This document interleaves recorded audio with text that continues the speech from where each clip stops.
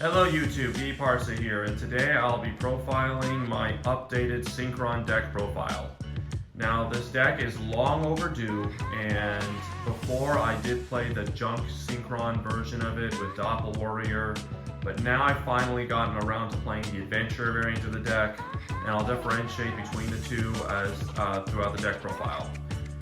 I do want to say the reason it's taken a long time to upload this deck profile is that I actually recorded it once before, and since the first recording I made some small changes. Like I just took one or two cards and changed the ratios, but those small changes went a long way. Like the overall deck performed so much better, and the reason I finally decided to re-record it is that I wanted the tone to change, because before, when I uploaded this deck, I was talking about how I felt like it's kind of gimmicky and how it's something that I really just played for fun but have to accept it's going to lose to the meta.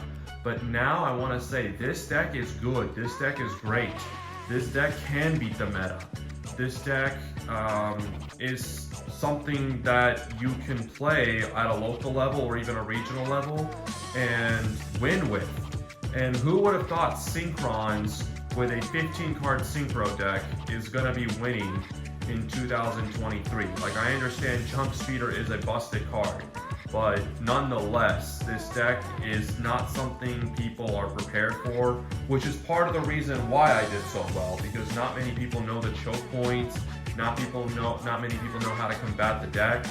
My last local tournament, they hosted a really big tournament where we were kind of playing against the best of the best, and I got top 8.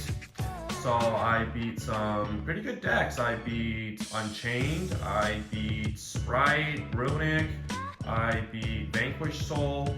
Unfortunately, I did end up losing to Branded because of the gimmick puppet block, but nonetheless, I performed very well and got a lot farther than I thought I would. So for my trouble, I got a game mat, which is on its way, but also I got 2 packs of OTS 20, which I'll be opening at the end. So let's not keep you waiting, let's get into the deck profile now. Alright, so first I'm going to lay down the tuners and then the adventurer package and kind of talk about the cards, why they're played at the number they are, and explain how it's different from the pure version. So, 3 copies of Junk Synchron, 3 copies of Stardust Synchron, 3 copies of Jet Synchron, 2 copies of Revolution Synchron, and then only 1 copy of Assault Synchron. And then to accompany the Synchron count, I'm also playing 3 copies of Tuning, and then 3 copies of Synchro Overtake. Now, the second most important package of the deck is the Adventure Engine. So 3 copies of Water Enchantress, who will then search your Rite of Armiseers, which will place your Faithful Adventurer on the board, which can search your Draco back, your Wandering Griffin Rider, and then your Illegal Knight. Alright. So let's talk now about the ratios. First of all, the reason why, if you're completely brand new to this, Junk Synchron is not played, and by extension, Junk Converter and Doppel Warrior are also not played, because the Adventurer package places a level 4, 2000 attack, 2000 defense token on your field at the expense of using your effects on normal summon. So you can't use Rite of Armiseer and then also use Junk Converter to search Junk Synchron, normal summon Junk Synchron, revive the Junk Converter. So those two can't happen at the same time, so that's why it's not played. And then the other reason it's not played is now the math for summoning your Junk Speeder has changed. So instead of level 3 and level 2, we're using level 1 and level 4, which again is the token and then your Jet Synchron. Okay, now some deck lists have played 2 copies of each of the Synchrons. So 2 Stardust, 2 Jet, 2 Revolution, 2 Assault. I decided to play it a little differently because, spoiler alert, I am not Calamity locking. That's not my win condition. So I'll talk about my win condition a little bit more when I get into the extra deck, but Stardust Synchron's played at 3 copies because even though it's not a starter, my combo does revolve around this card, and I do need a copy in the main deck. So that's why it's at 3, because even when I played it at 2, I noticed there's still a pretty high chance of opening up with it. And if you summon the second one off of Junk Speeder, now you don't have a third copy anymore to send off of Excel Synchron. So that's why it's at 3 copies.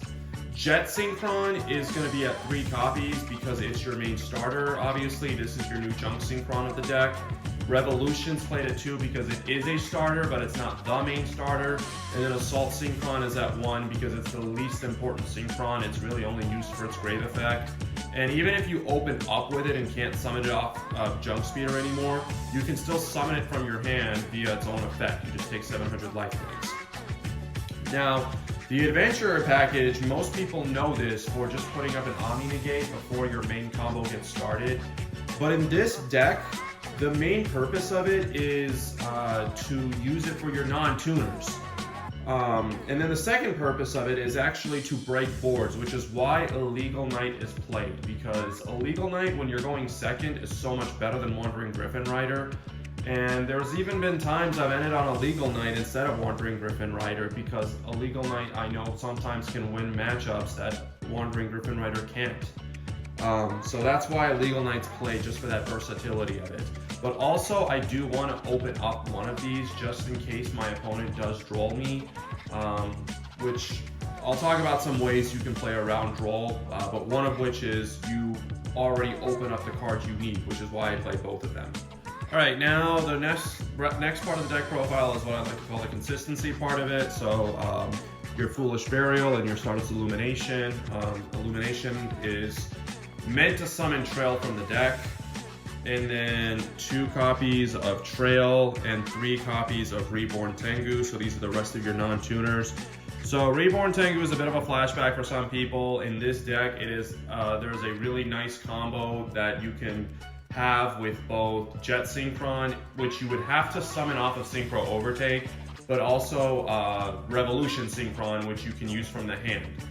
So Reborn Tengu really does offer a lot of extensions with this deck, which is why I decided to play it. Now you might be wondering, why is Stardust Trail played at 2? I thought you only played it at 1 in your previous profile. And the reason is because if you haven't noticed, one card that's been missing is Mermere. So Mermere isn't played anymore because the deck doesn't really need it, and also the extra deck space has gotten a little bit more tight, and Yazi also is not played. But Mermere, Stardust Trail has kind of taken the place of Mermere, and you really need to summon her from the deck. Like, the main combo doesn't involve foolishing her and reviving her from the grave anymore. It's mostly summoning her from the deck, and that's why she's played at 2 copies, because if I open one up or I've milled one off of tuning or something, at least I still have that option to summon the other one from the deck. Alright, now for the more defensive cards, the 1 copy of Called by the Grave and the 2 copies of Triple Tactic Talent. So this is obviously meant to stop Droll and Lockbird. I will say a great strength of this deck is it really doesn't lose to hand traps. Mainly because the deck is designed to make your Junk Speeder unaffected by card effects.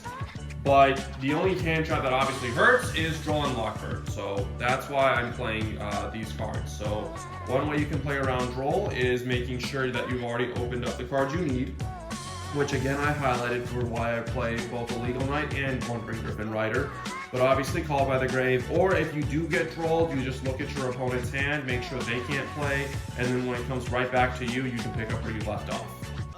Alright, and then finally the defensive card to make sure you can play while trying to go second is going to be 2 copies of Dark Ruler No More. I do side the 3rd, 3 copies of Book of Moon, and then 3 copies of Infinite Impermanence. Alright, now I do want to talk about Dark Ruler No More just a little bit. This is the one card that I'm really not too sold on, and I kind of want to change it. The reason why is that in this particular metagame, not all of the board presence is on the field. So it's not a bunch of monsters on the field that's preventing you from playing the game. When you look at the top decks, there's multiple levels of disruption. So Unchained is a great example. Yes, you can stop their link monster that can link off your monsters with Dark Ruler No More, but they still have back row that can destroy a monster you control. When you look at Rescue Ace, that deck is entirely back row focused. When you look at more rogue top tier decks like maybe Labyrinth, again, mostly back row. So this particular metagame, I don't think Dark Ruler No More is worth playing. I'd probably swap it out for something like Evenly Matched instead, because at least you can clear the board and then combo off. Book of Moon, it's not as big as it used to be because Cashier is not as prevalent, but it still does win games. It's still a great way to bait negations.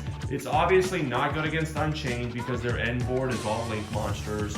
And also, even if you Book of Moon their cards before they get set up with Link monsters, just remember that they can still destroy their face down monsters as well. So Book of Moon is not the greatest against Unchained.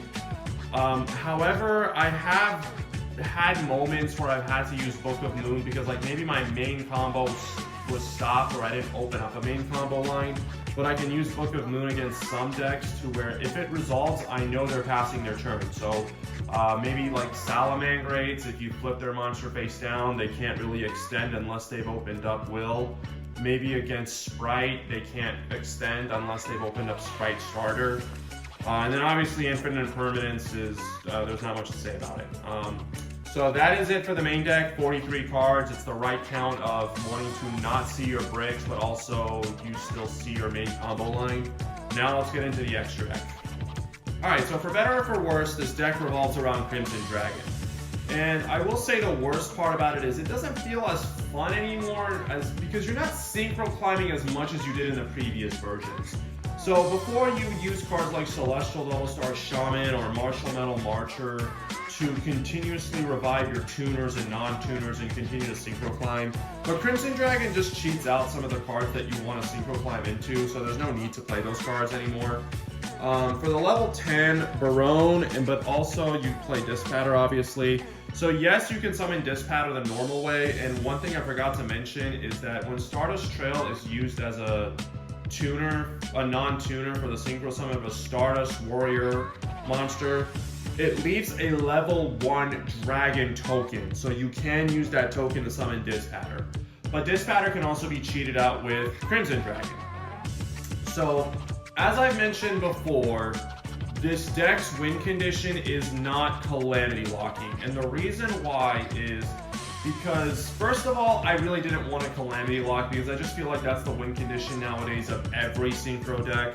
But also, Calamity locking is not good against every single deck. If your opponent's playing set 5 traps and pass, Calamity locking isn't beating them. Also, Calamity locking does open one very small window of interaction where they can beat it. So if you don't know, the way that's done is if Crimson Dragon's on the field, you always have a turn player priority to interact with the Crimson Dragon with cards like Book of Moon, Impermanence, Forbidden Droplet, Book of Eclipse, the list goes on. And they're in a lose-lose situation because if they let the card resolve, Crimson Dragon now can't activate its effect, so Calamity is not hitting the field. But also if they chain the Crimson Dragon, the quick play spell or trap or whatever they activated to interact with the Crimson Dragon will have to resolve as Chain Link 1. And Calamity says when you can, so therefore it's going to miss the timing. So instead of Calamity locking, my win condition is I'm ripping 3 cards out of the hand. So one card is going to be off of Trish. I've never summoned this the normal way. It's always being cheated out with Crimson Dragon, and Crimson Dragon does count as a synchro summon. And then the other is going to be Omega, so don't forget you're Omegaing twice, because you do revive it with Dispatter. Now, first of all, I want to say I don't condone this deck play style of the game. I've definitely talked about in the past that I don't like playing these types of decks, so the fact that I'm doing it just tells you I've really opened myself up to the darker side of this game. And speaking as a player who's doing this win condition, I think a card that should be banned is definitely Omega. I know it's not a huge problem right now, but I could see it being a problem because Omega and Dispatter should just not exist with each other. You should not be able to revive Omega, hand rip twice, but also shuffle the banished cards back with Dispatter to make sure they don't get them back. But that having been said, I am going to play the cards that Konami allows me to play. And hand ripping is good against every deck. If you don't have cards in your hand, you're not winning the game. For the rest of the level 8s, I'm playing obviously Excel Stardust Dragon and then the original Stardust Dragon. So one thing that's different about this version of it compared to the pure version is that the pure version, you went into Junk Speeder first, praying it resolved, and then you go into Excel Stardust Dragon later to extend your combos. This time though, Excel Stardust Dragon is the very first synchro you go into if you can. And the reason why is because you use its effect, and don't forget, the effect says any synchro summon performed off of his effect is unaffected by your opponent's card effects, which is including the Junk Speeder that you would summon off of him. So that's how you make Junk Speeder unaffected by activated effects, and so many people don't read that, and they waste their Ash Blossoms, they waste their Impermanences, they waste their Veilers, and again, that's why this deck is so resilient to hand traps, because those cards aren't doing anything against you. And the last level 8 is going to be Crystalline. So yeah, you can summon it the normal way, but don't forget you can also cheat it out with Crimson Dragon. Lone level 7 Synchro is not Yazi. Yazi's not played anymore. It's Shooting Riser Dragon. So this is in combination with your Revolution Synchron and your Reborn Tengu. And then obviously Stardust Charge Warrior for your level 6. Junk Speeder, this is your win condition. This is the unfair card. And then Excel Synchron. So before Excel Synchron was kind of a fallback in case you bricked on your Mare, but now Excel Synchron is actually part of your main combo line, which again is why Stardust Synchron is played at 3 copies, because the very main combo that this deck can do revolves around having to send one off of Excel Synchron to make it level 9. And then Crimson Dragon targets the Excel Synchron that's now level 9, which is how you're cheating out Trish.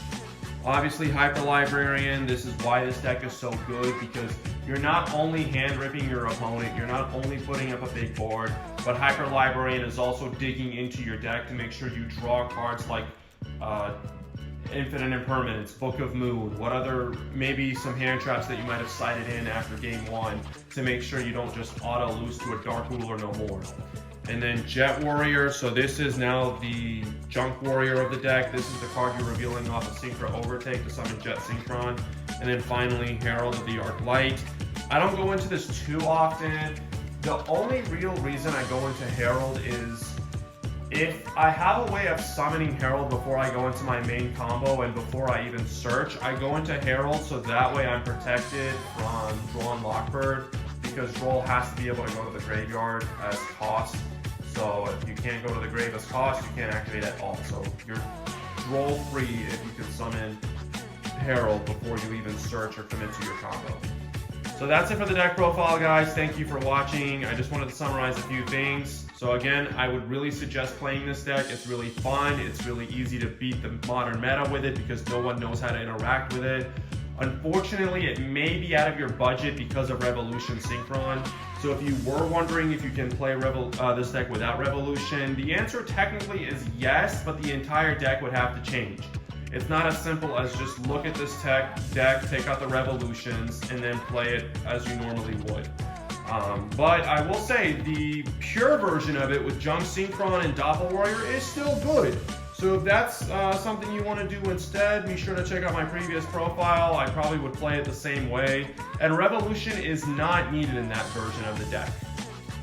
I will say I'm not going to do any combos in this video, mainly because combos take a long time to do, and some people I don't feel like really need the combos.